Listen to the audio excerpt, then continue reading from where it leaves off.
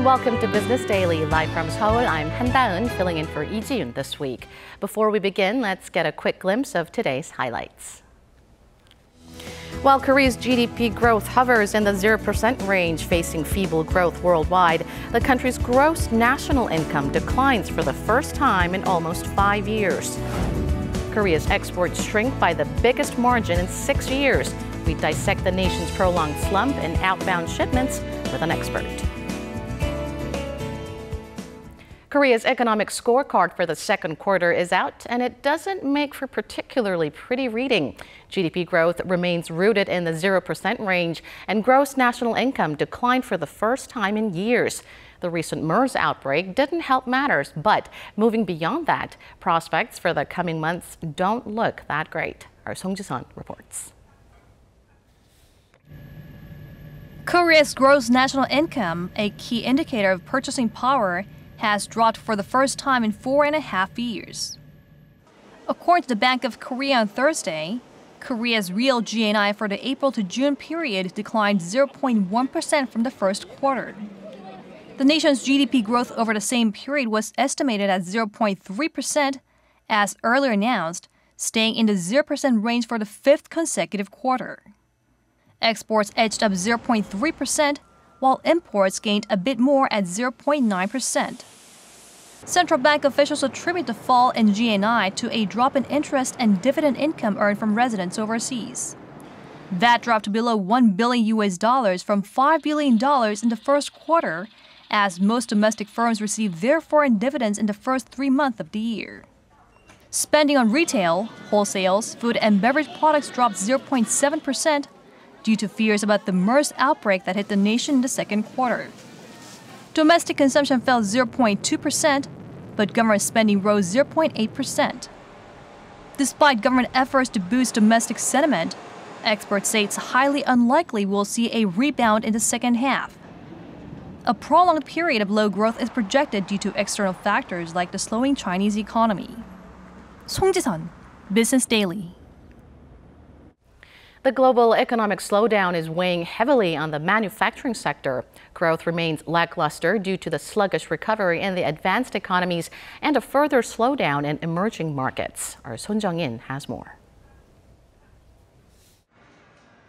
The Global Manufacturing Purchasing Managers Index, produced by JP Morgan and Markit, sank to its lowest reading in over 2 years at 50.7. A figure above 50 indicates expansion of manufacturing activity, while a figure below 50 signals contraction. Although global factory activity has expanded for 33 consecutive months, the reading was the lowest since May 2013, when the PMI registered 50.1. Korea was among the nations that contributed to dragging down the global index, recording one of the lowest figures at 47.9. Among 25 countries surveyed for the index, only crisis-hit Greece, China, and countries closely linked with China such as Brazil, Taiwan, and Malaysia posted a lower figure. Experts blame the economic uncertainties in the world's 2 largest economies. China's factory sector shrank at its fastest pace, with the index dropping to 47.3, the lowest since March 2009. Growth in the U.S. manufacturing sector also slowed to its weakest in almost 2 years in August, with the PMI falling to 53. Director at JP Morgan, David Hensley, said the August survey suggests that the conditions in the global manufacturing sector continue to struggle under global economic uncertainties, with growth staying stubbornly below its long-run trend. Son Jung-in, Business Daily. Korea's foreign exchange reserves fell for a second consecutive month in August on the strength of the U.S. dollar against other currencies. The Bank of Korea said the country's reserves stood at $367.9 billion at the end of last month, down nearly $3 billion from July. The central bank attributes the dip to a fall in the U.S. dollar-denominated value of other currencies, such as the British pound and the Australian dollar. In August, the pound fell 1.2% against the greenback. The Australian dollar slipped over 2%. Korea remained in the world's 6th largest holder of foreign reserves as of the end of July. China topped the list, followed by Japan and Saudi Arabia.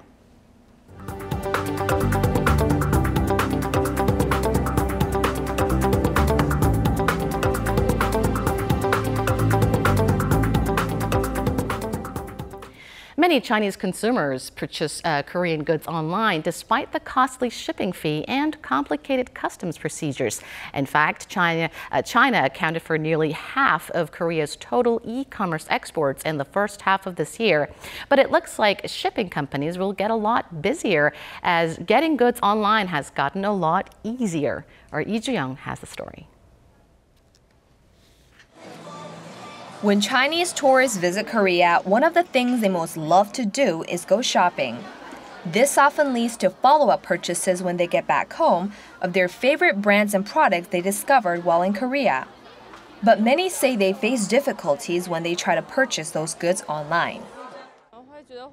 On Chinese websites, some products are fake and it can be quite expensive. The shipping fee is quite pricey.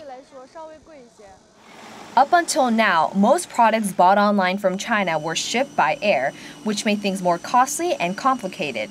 But Korea Customs Service said it reached an agreement with the Qingdao Customs Office last month, which allowed the first ferry to set out from Korea's Incheon city to China's eastern port city of Qingdao last week. Transportation time by sea takes about a day longer, but the cost is significantly cheaper at about $5 to $7 per kilogram compared to airmail, which is almost double the price. Customs procedures have also been simplified to save time, and the types of products allowed in now include virtually everything bought online, except for alcohol, cigarettes, jewelry, and cosmetics, in stark contrast with the limited 5 categories of day-to-day goods in the past. It's only been a week since the first ferry left for China, but shipping companies say business has exploded. Our sales have doubled since the volume of orders we've received has doubled as well. Experts predict shipments for e-commerce websites will continue to gradually increase as companies look for more economical and efficient ways to reach consumers. Lee Ju-young, Business Daily. Inter-Korean trade is returning to levels seen before Seoul placed sanctions on Pyongyang for its sinking of the South Korean warship Cheonan in 2010 that led to a cutoff in most exchanges with the North. According to Korea Customs Service data released on Thursday, cross-border trade reached just over $1.5 billion for the January to July period, a 22.4% increase from the same period last year. North Korea received $716 million worth of semi-finished goods and components, while the South imported $816 million worth of finished products. Seoul's Unification Ministry attributed the rise in figures to a hike in prices of raw material and goods going into the Inter-Korean Kaesong Industrial Park. One of the world's largest consumer electronics trade shows, IFA, will open its doors in Berlin this Friday. Running through the first week of September, it'll showcase the latest devices from around 1,500 companies like Sony and Motorola and Korean tech firms like Samsung and LG Electronics. Samsung said it'll set up an exclusive exhibition hall. And on display will be its latest smartwatch, Samsung Gear S2, along with the new Internet of Things device, SleepSense, which analyzes movements, heartbeats, and breathing of its users while they're asleep. LG, in the meantime, said it'll debut 4 of its high-resolution 4K OLED TVs at the event.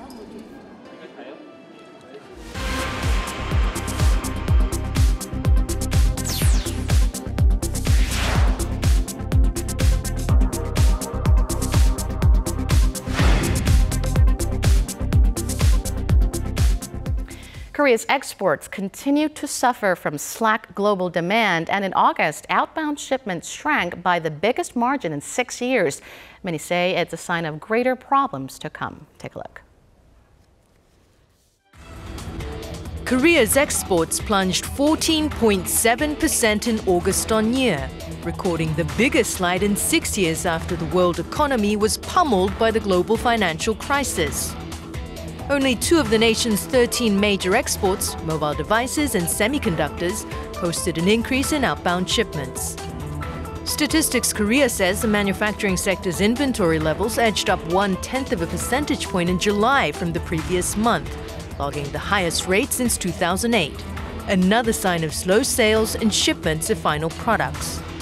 As exports account for half of Korea's growth in output, such indicators are becoming a major concern for the country, which also faced an uphill battle with feeble domestic consumption after being hit by the sudden MERS outbreak. Many experts say these unfavorable conditions will likely persist throughout the latter half of the year. And to tell us more about this, we're now joined by Professor Kim Se-wan of Ewha Women's University. Good to have you with us. Good afternoon. So we've established that South Korea's exports aren't doing well at all. An obvious reason behind this, of course, would be the tepid demand from China. And many say that Korea's export figures show just how bad the growth is in the global economy. Can you tell us more on how all of this ties in? Okay. So the declining export of the Korea, for the reason for that, we are talking about the slowing Chinese economy and low oil price, but everything like these are deeply related to global recession, which has been started in 2008. And every country is not fully recovered from the depth of the global recession yet. For example, the developed countries' economic growth rate is still staying at 1% level, like UK, France, Germany, Japan, and only except the United States. Now, let's bring back the chart on Korea's major export products. We can see how we've shown you earlier how the shipbuilding and petroleum products are showing the biggest drop. So I guess the recent fall in oil prices is taking a heavy toll on these sectors. That's correct. The declining export of the ships and petrochemical products is deeply related to low oil price, which is record low in the history. The crude oil price is staying around below $50 per barrel, which is half of the last year. So that's the record low price level. That low oil price worsened financial situation of the oil drilling companies. So they canceled and even delayed the orders from Korean shipbuilding companies. And in addition, for the petrochemical exports, the price of the products has been decreased over 40%. So because of that, their export has been decreased over 40% total. So even though the quantity of the export of the chemical products is not much decreased, the price decreased the size of the export from this industry. And the export of Korea's steel products are also noticeably on a downward trend. So I guess, and also with their prices falling sharply in recent years. Right. So after global financial crisis of 2008, global steel companies are suffering from excess supply and low price of these steel products. So even though actually the quantity of the export of the steel products has been increased, but the huge decrease of the price of the steel decreased the export of the steel products. I see. Now let's enlarge the scope a bit. How are these global conditions affecting other countries, if you could give us some examples? Actually, other major economies are gaining momentum in export. For example, only except China, actually. Chinese export has been decreased by 2% in the first half of 2015. However, the Eurozone's export has been increased over 5% because of the more active interim export and imports. And also, Japanese export has been increased over 9% in the first half of this year because of the much depreciated Japanese yen. And U.S. export is also increasing slowly, over 2%, because of the U.S. economy is growing steadily.